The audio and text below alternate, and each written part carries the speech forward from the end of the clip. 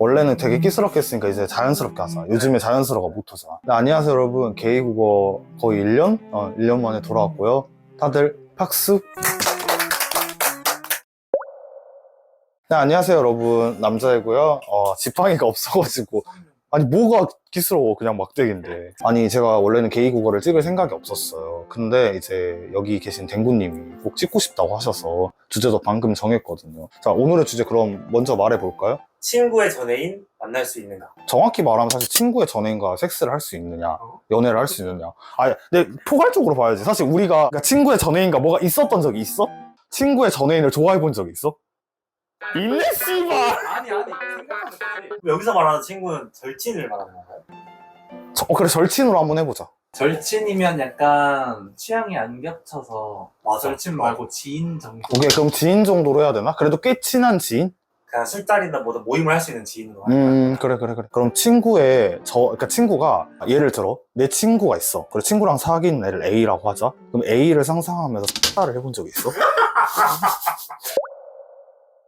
친구랑 애인이랑 사귀어. 그때는 사실 건들면 안 되잖아. 건들지 않는다고 쳐. 근데 헤어졌어.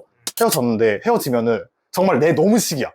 시도해볼 거야? 근데 나는 말도 안 된다고 생각할 수 있지만 그 친구한테 말할 것 같아. 뭐라고? 너 요즘에 뭐 그 사람 생각을 하냐? 어떠냐? 라고 물어본 다음에 그 사람이 나 걔 잊었지. 걔 아무것도 안 하면 내가 만나면 어떨 것 같아? 라고 물어봤거든. 몰래 만나는 건 정말 더 파국으로 치닫지 않나? 차라리 솔직하게 말하는 거지. 너가 싫으면 만나지 않겠다. 근데 나는 걔한테 마음이 있다. 왜 이럴 땐 솔직한 거야? 나는 그러니까 이게 그 사람보다 내 친구가 더 우선인 거지. 그러니까. 근데 오히려 솔직하긴 하다. 저게 사실 나을 수도 있어. 근데 그렇게 되면 상대 친구랑 손절이 될 수도 있긴 해. 왜 만나려고 해? 라고 하면 안 만나는 거지. 형도 나한테 그럴 거라는 거지? 그렇지 물어보겠지. 우리 올해는 못 만나겠다. 근데 봐봐, 내가 근데 만약에 네가 인스타에 갑자기 내가 걔랑 손잡고 있는 걸 갑자기 올렸어. 손절. 봐봐, 어차피 똑같다니까 파국이 더 배신감. 그러니까 그래서 미리 말한다. 어떻게 보면 맞는 말이긴 하다. 본인은요? 근데 나는 약간 생각했을 때 바로는 말을 못할 거야. 나 그때쯤에 괜찮으면 시도할 거 같고. 근데 시도를 하는데 친구한테 말을 하고 시도할 거야? 그러니까 말하는 게 난 별로.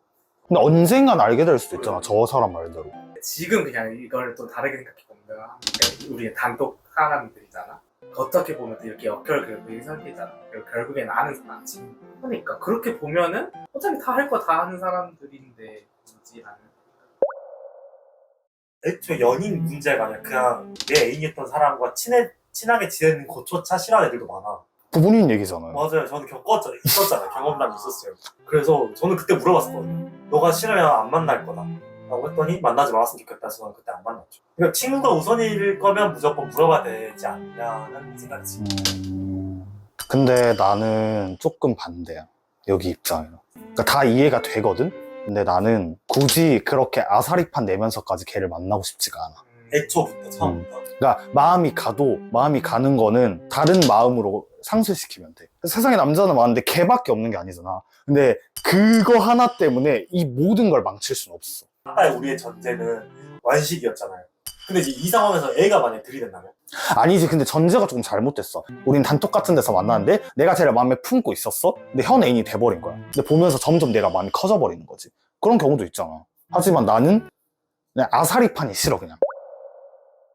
근데 사실 하나 더 물어보고 싶은 건 있었어. 내 전애인을 내 친구가 만난다고 했었을 때 감당돼? 나는 안 돼. 내가 그때도 말했지? 난 손절이야. 그건 있다.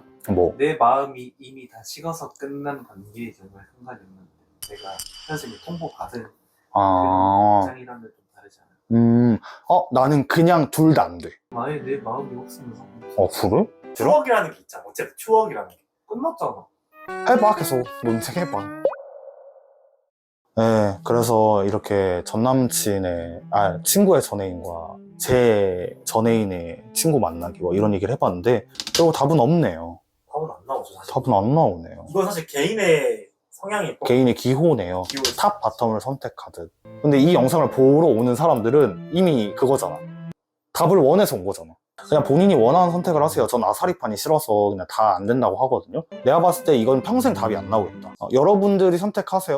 사랑을 선택할 거지, 우정을 선택할 거지. 근데 난 개인적으로 이 바닥에 영원한 사랑이 있다고 생각하나? 이 바닥에 쪽 친구 영원하지 않다고 하지만 사람은 더 짧다고 생각해. 맞아. 어쨌든 오늘의 게이국어 결론, 이 바닥에 영원한 사랑은 없다 로 결론 짓도록 하겠습니다. 뭐 다음 주제 일단 한번 가져보도록 하겠습니다. 그럼 박수.